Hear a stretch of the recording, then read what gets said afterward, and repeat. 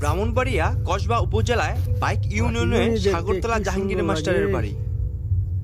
প্রতি বছরই বংশ বিস্তারের জন্য বকশারক, শামুককুল, পানকুলি নানান প্রজাতির পাখি অতিথি হয়ে আসে এই বাড়িতে।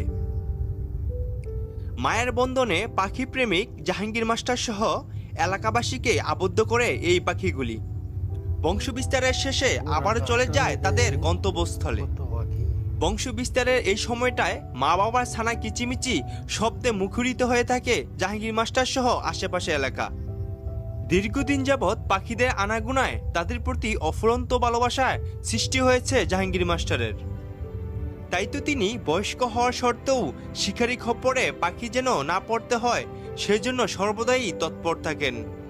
প্রতিটি গাছে অসংখ্য পাখির বাসা, মাথা উঁচু করে বসে আছে পাখি দম্পতিরা। স্ত্রী পাখিরা ব্যস্ত ডিমকে তা দেওয়ার জন্য।